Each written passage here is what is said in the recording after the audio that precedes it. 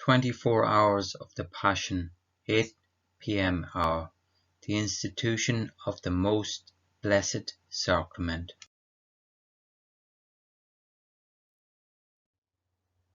Preparation before each hour. O my Lord Jesus Christ, prostrate in your divine presence, I implore your most loving heart to admit me to the sorrowful meditation of the 24 hours in which, for love of us, you wanted to suffer so much in your adorable body and in your most holy soul unto death on the cross. Oh, please give me help, grace, love, deep compassion and understanding of your sufferings as I now meditate this hour. And for those which I cannot meditate, I offer you my will to meditate them, and I willingly intend to meditate them in all the hours in which I have to apply myself to my duties or sleep.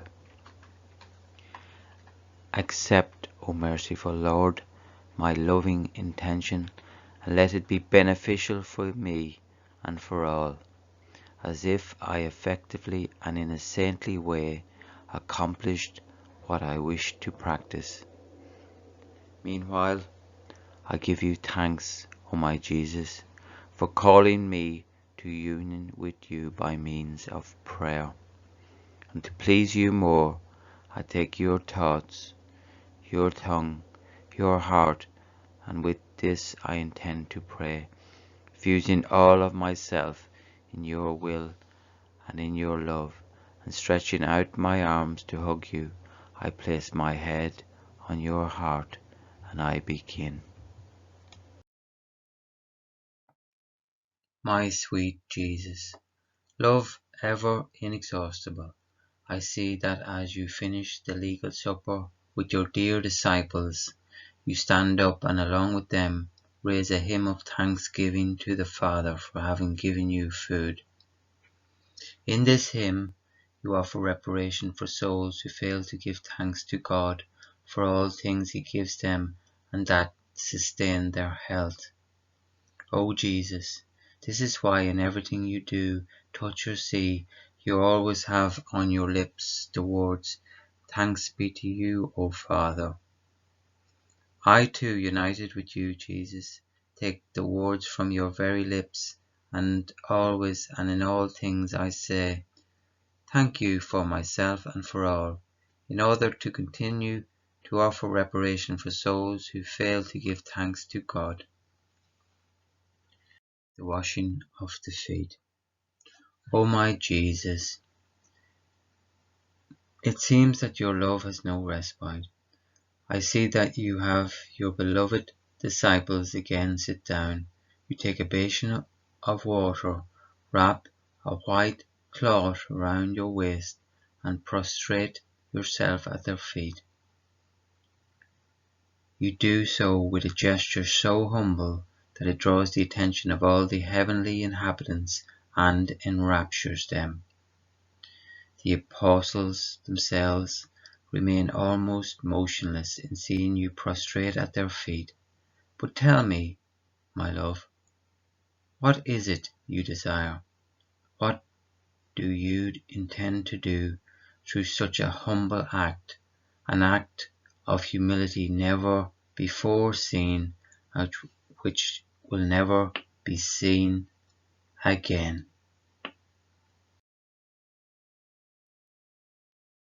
Oh, my child, I seek out all souls and prostrate at their feet like a poor beggar.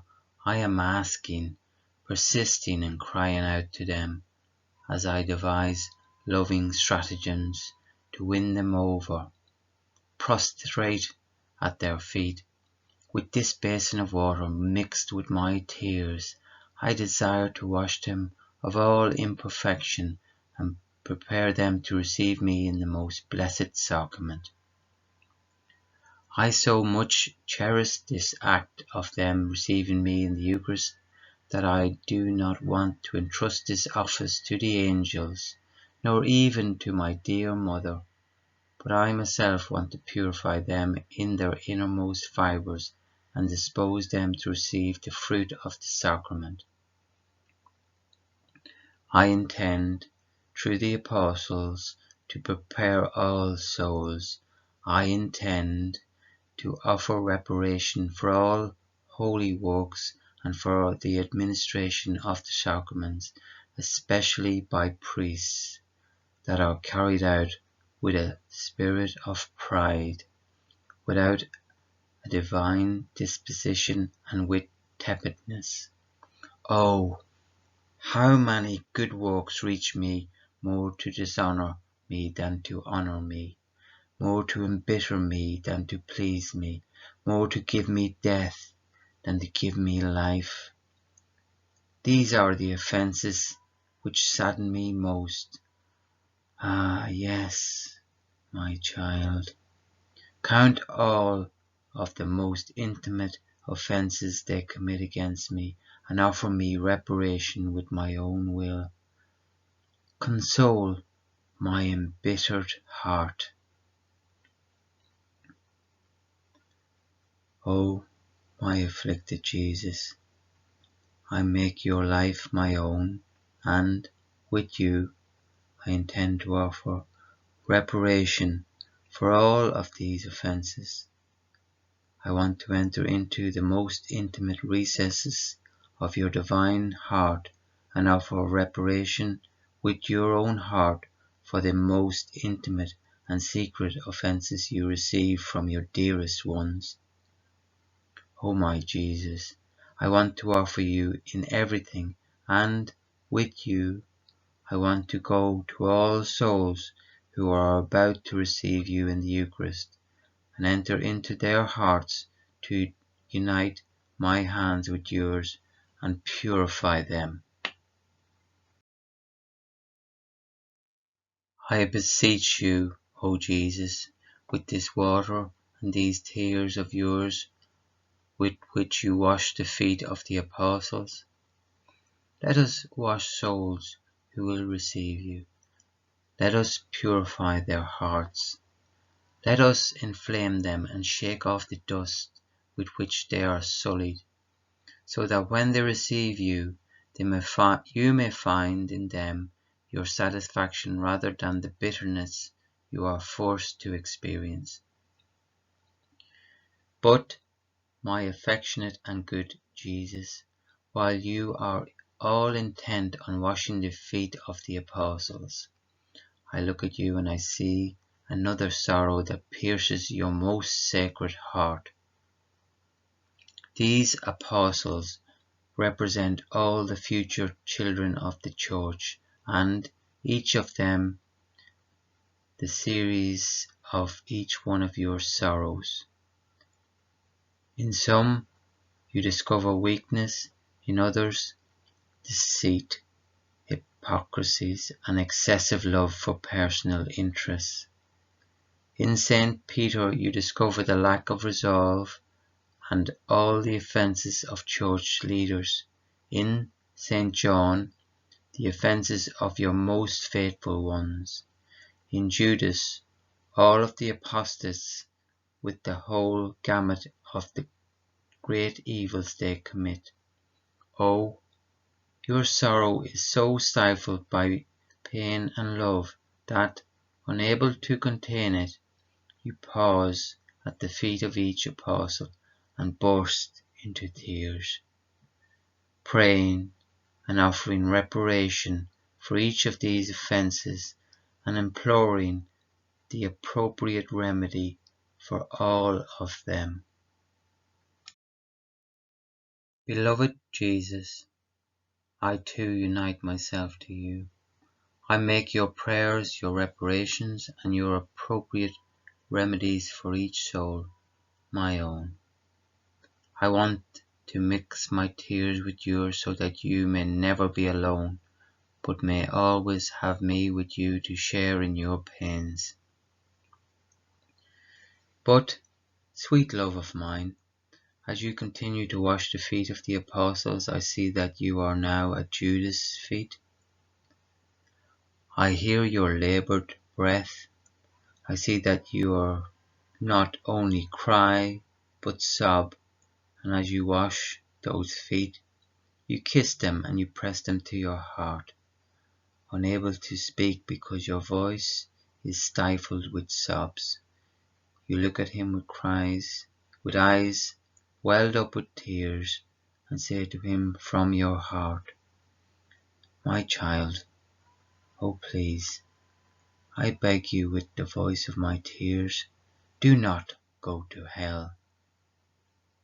Give me your soul which I ask of you prostrate at your feet. Tell me, what is it you seek? What do you search for? I will grant you everything you seek, but do not allow yourself to be lost. Oh please, spare me, your God, this sorrow." And again you press those feet to your heart, but in seeing the callousness of Judas, your heart is cornered. Your heartache stifles your voice, and you are about to faint. My heart and my life, allow me to sustain you in my arms. I understand that these are the loving devices you use with every obstinate sinner. Oh please, love of my heart, I beg you to allow me to go around the earth with you as you partake in your passion and offer reparation for the offences you receive from souls who are obstinate in not wanting to convert. Wherever there are obstinate sinners, let us give them your tears to soften them, and your kisses and your loving embraces to bind them to you in such a way that they cannot escape. In this way you will be consoled in your pain over the loss of Judas. The institution of the Most Blessed Sacrament. Beloved Jesus, my joy and my delight, I see that your love runs and runs rapidly. You stand up, sorrowful as you are, and you almost run to the altar, where there is bread and wine ready for the consecration. Love of my heart, I see you assume an appearance wholly new and never seen before. Your divine person acquires a tender, loving and affectionate countenance. Your eyes blaze with light more than if they were suns. Your rosy face becomes radiant. Your lips smile and burn with love. Your creative hands assume the attitude of creating. I see you, my love, completely transformed. Your divinity seems to overflow from your humanity. Jesus, my heart and my life, your countenance, never before seen, draws the attention of all the apostles. They are caught by a sweet enchantment, and dare not even breathe. Your sweet mother runs in spirit to the foot of the altar to admire the portents of your love. The angels descend from heaven, asking themselves, "What is this? What is this?" These are true follies and true excesses of love. A God who creates not heaven nor earth, but himself. And where? In the most humble of things, in some bread and wine. Oh, insatiable love, while they are all around you, I see that you take the bread in your hands, you offer it to the Father, and I hear your most sweet voice say, Holy Father, thanks be to you for always answering your Son. Holy Father, concur with me in this. One day you sent me from heaven to earth to become incarnate in the womb of my mother and to save our children. Now, allow me to become incarnate in each host to continue the work of salvation for my children and become the life of each one of them. Do you see, O Father, there remain but a few hours in my life, and who would have the heart to leave one's children alone as orphans? Many are their enemies and passions, and great is the ignorance and weakness to which they are exposed. Who will help them? Oh, please, I entreat you, let me remain in each host to become the life of each soul, to be their light and their strength, their aid in all things, and to put their enemies to flight. To whom shall they otherwise go? Who will help them? Our works are eternal and my love irresistible. I cannot, nor do I wish to abandon my children. The Father is moved at the tender and affectionate voice of his Son.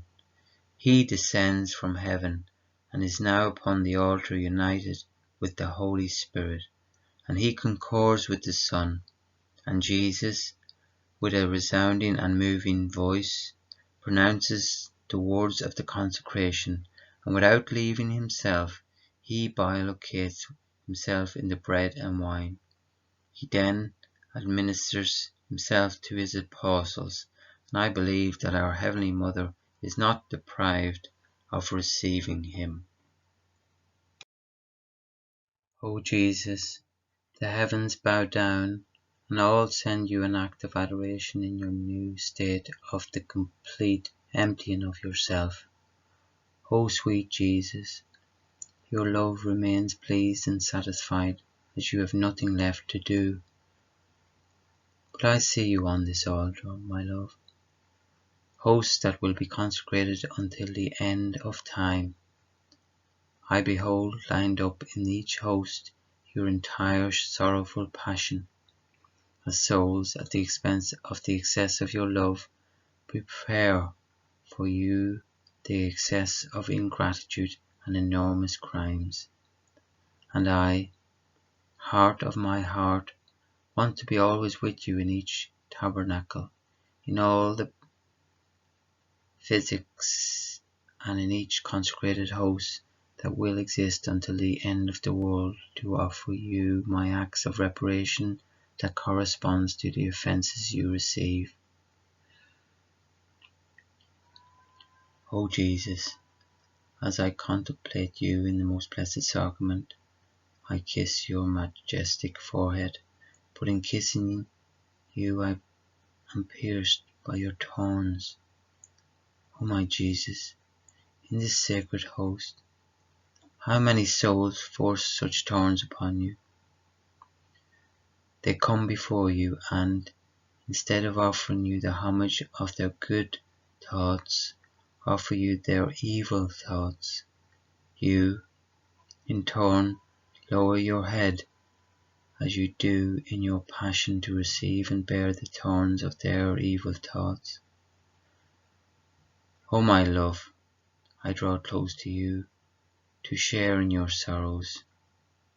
I fuse all my thoughts in your mind to remove these thorns that deeply sadden you.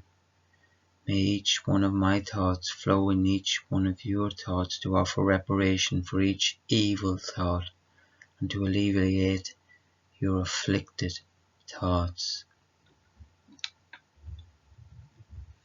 Jesus, my love, I kiss your beautiful eyes. I see you lovingly gaze upon those who come into your presence, eager to receive in exchange their gazes of love. But How many come before you who, instead of looking at you and searching for you, look at things to distract them, thereby depriving you of the pleasure you would have received from an exchange of loving gazes. You cry, and as I kiss you, I feel my lips wet with your tears. Beloved Jesus, do not cry. I fuse my eyes in yours to share in your sorrows and cry with you, and to offer reparation for all distracted gazes. I offer you my gazes that are always fixed on you. Jesus, my love, I kiss your most sacred ears. I now see you, eager to console souls, listening intently to what it is they ask of you, but they offer your ears prayers that are poorly recited, without any trust and out of habit. In this sacred host, your hearing is offended more than in your very passion. O my Jesus, I take all the harmonies of heaven and fuse them in your ears to offer you reparation. I fuse my ears in yours, not only to share in your sorrows, but to offer you my continuous acts of reparation to console you. Jesus, my life, I kiss your most sacred face. I see it bleeding, bruised and swollen. O Jesus, souls come before you in the most blessed sacrament, and with their indecent postures and evil conversations, instead of giving you honour, offer you slaps and spittle. You receive them with complete peacefulness and patience, and you bear everything as you do in your passion. O Jesus, I want to place my face close to yours, not only to kiss you and to receive the insults your children thrust upon you, but to share in all of your sorrows. With my hands I caress you, wipe off all the spittle and press you tightly to my heart. I also offer you the many tiny particles of my being by placing them before you like genuflected statues, and my movements as acts that continuously prostrate themselves before you in reparation for the irreverence you receive from all souls. Beloved Jesus, I kiss your most sacred lips. I see that in descending sacramentally into the hearts of your children, you are forced to rest on many sharp, impure, and evil tongues. Oh, how embittered you are! You feel as if though poisoned by these tongues, and it is even worse when you descend into their hearts. O Jesus, if it were possible, I would enter the mouths of each soul to turn into praises all of their offences against you. My weary and good Jesus, I kiss your most sacred neck. I see it is tired, exhausted, and completely absorbed in your crafting of love. Tell me, what do you intend to do? And Jesus, my child, in this host I walk from morning till evening, forming chains of love. As souls approach me, I bind them to my heart. And do you know what they do to me? Many forcibly wrest themselves free and shatter my loving chains. Since these chains are linked to my heart, I feel tortured and become delirious. In breaking my chains, such souls render my crafting of love useless, as they seek to be bound by the chains of creatures, and they do this in my very presence, using me in order to attain their own ends. This grieves me so much that I undergo a violent fever, and I grow faint and delirious. I unite myself completely to your passion, O Jesus. Your love is cornered. To console you for the offences you receive from souls, I ask you to chain my heart with the very chains that were shattered by those souls. In this way, I can requite you with my love on their behalf. Beloved Jesus, my divine Archer, I kiss your bosom. The fire you contain is so great that in order to gently vent your flames and seek the slightest respite from your labour, you begin to play, shooting loving arrows from your bosom at souls who approach you. Your game is to form a loving arrows, darts and javelins, and with these pierce their hearts, which causes you to rejoice.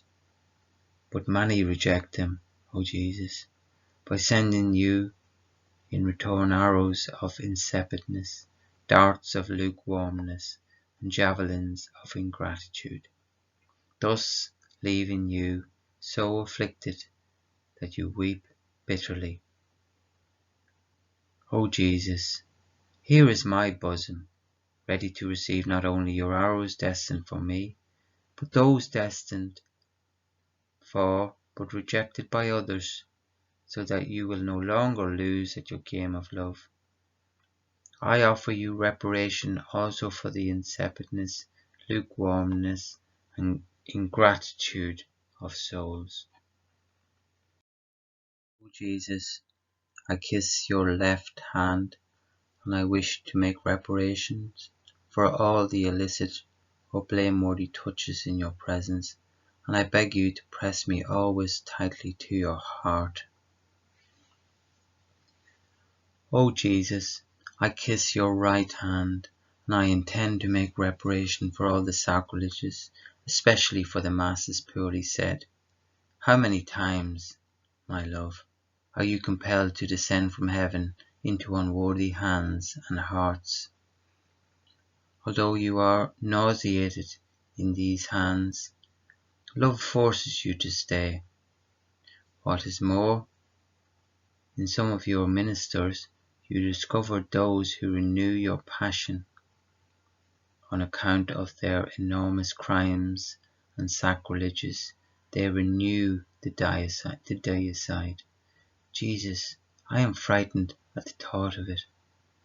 But, alas, just as you were in the hands of the Jews during your passion, so you remain in these unworthy hands like a meek lamb, awaiting again your death.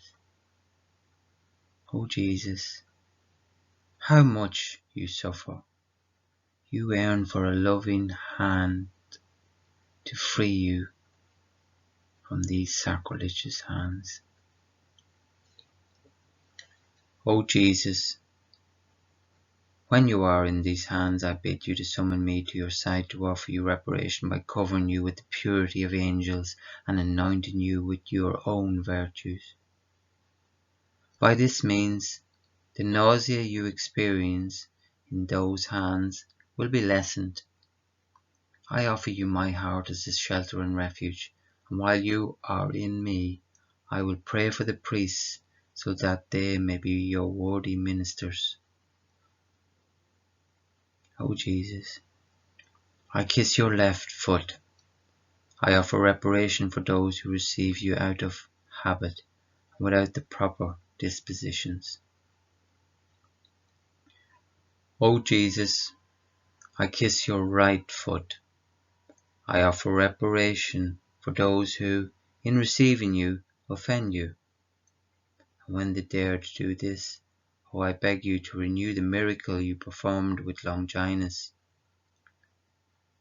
Just as you healed and converted him at the touch of the blood which gushed forth from your heart pierced by his lance, so at your sacramental touch, convert your offenders into loving worshippers and their offences into acts of love. O Jesus, I kiss your heart into which all offences pour, and I offer reparation for them all to requite you in love on behalf of all souls, and to share always in your sorrows. O heavenly Archer, if any offence escapes my acts of reparation, I entreat you to imprison me within your heart and within your will, so that nothing escapes me. I implore my sweet mother to keep me always within her heart, so that I may offer reparation for all offences on behalf of all souls. Together we shall kiss you and keep you sheltered, drive from you the waves of bitterness souls offer you. O Jesus, please remember that I too am a poor prisoner. It is true that your imprisonment in the small circumference of a host is more arduous than mine, but I nevertheless bid you enclose me in your heart, and with your chains of love do not just imprison me, but also bind, one by one, my thoughts, my affections, and my desires, chain my hands and my feet to your heart, so that I may have no other hands and feet but yours. And so, my love, my prison will be your heart, my chains will be formed by your love, your flames will be my food, your breath will be my breath, and the bars preventing me from leaving you will be your most holy will. In this way I will behold nothing but divine flames and experience nothing but the divine fire. While I experience life, I will also experience death, just like the death you experienced in the most sacred host. I will give you my life, and while I remain imprisoned in you, you will be set free in me. Was this not your intention when you imprisoning yourself in the host? Did you intend to be set free by those souls who would receive you and enable you to actualize your life in them? And I cleave to you and embrace you. As a sign of your love, I ask for blessing and a kiss. Oh, my sweet heart, I see that after you have instituted the most blessed sacrament, and have seen the enormous ingratitude and offences of souls at the expense of the excess of your love, though wounded and embittered, you do not draw back, rather you desire to immerse everything in the immensity of your love. O Jesus, as you administer yourself to the apostles, I see that you tell them that they too must do what you have done, and you confer upon them the authority to consecrate. You therefore ordain them priests and institute the other sacraments. You tend to everything and offer reparation for everything, the sermons purely preached, the sacraments administered and received without the proper dispositions, and therefore without the intended effects, the mistaken vocations of priests on account of their ordinant and of the bishops who ordain them, who do not use all the necessary means required to discern true vocations. O Jesus, nothing escapes you, and I follow you and offer reparation for all these offences.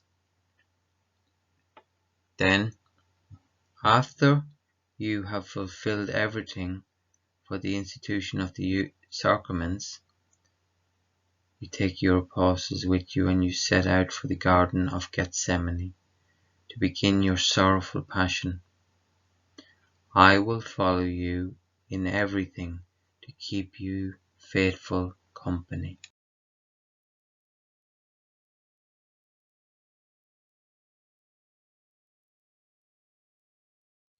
Reflections and Practices by Saint Hannibal de Francia. Jesus is hidden in the host to give life to all. In his concealment, he embraces all centuries and gives light to all.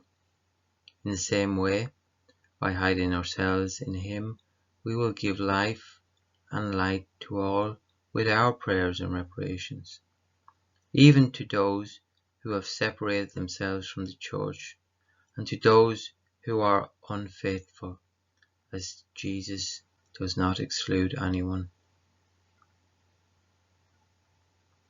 And what should we do in our concealment? In order to become similar to Jesus Christ, we must hide everything in him: our thoughts, glances, words, heartbeats, affections, desires, steps, works, even our prayers. We should hide them in the prayers of Jesus. And just as beloved Jesus embraces all centuries in the Eucharist, we will also embrace them. Clinging to him, we will be the thought of every mind, the word of every tongue, the desire of every heart, the step of every foot, the work of every arm. By doing this, we will divert from the heart of Jesus all the evils which all souls would thrust upon him. We will substitute each evil with all the good we do, while pressing Jesus to grant salvation, sanctity, and love to all souls. In order to requite Jesus for the life he has given us, our life must be fully conformed to his. The soul must have the intention of being in all the tabernacles of the world in order to keep him continuous company and offer him continuous consolation and reparation. With this intention, we should do all our actions throughout the day. The first tabernacle is within us, in our heart. Therefore we must pay great attention to all that good Jesus wants to do in us.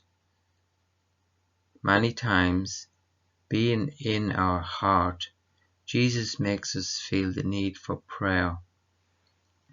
Oh, it is Jesus that wants to pray in us and wants us united with him, almost identifying himself with our voice, with our affection, and with all our heart in order to make our prayer one with his.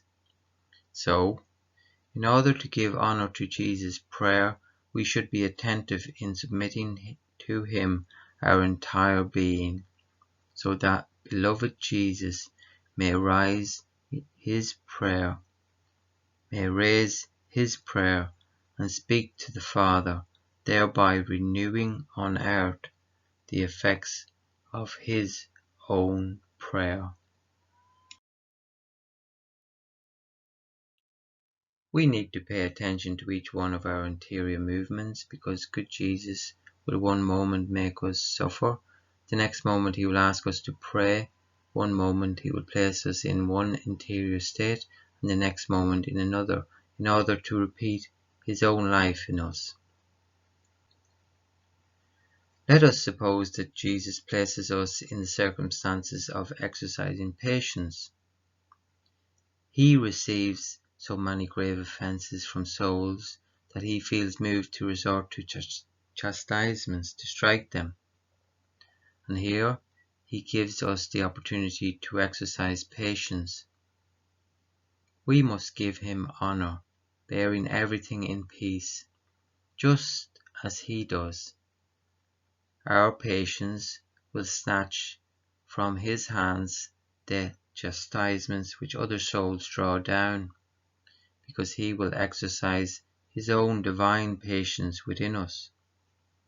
This applies not only to patience, but to all the other virtues. In the sacrament, beloved Jesus exercises all the virtues. From him we draw down docility, patience, tolerance, humility, and obedience. If good Jesus gives us his flesh for food, we are to then give him our love, will, desires, thoughts and affections for his nourishment. In this way, we will compete with Jesus' love. We will let nothing enter into us that opposes him. Therefore, in everything we do, everything must serve to nourish our beloved Jesus. Our thought must feed the divine thought by thinking that Jesus is hidden in us and desires the nourishment of our thoughts. So, by thinking in a saintly way, we nourish the divine thought, our words, heartbeats, affections, desires, steps and works. In a word, everything must serve to nourish Jesus. We must form the intention of feeding souls in Jesus. Oh, my sweet love, in this hour you transubstantiated yourself within the bread and wine. Please, O Jesus, let all that I say and do be a continuous consecration of yourself in me and in souls. Sweet life of mine, when you come into me, let my every heartbeat, desire, affection, thought, and word feel the power of the sacramental consecration, so that, being consecrated, my entire being may become many hosts that administer you to souls. O Jesus, sweet love of mine, may I be your little host to enclose your entire being in me, like a living host.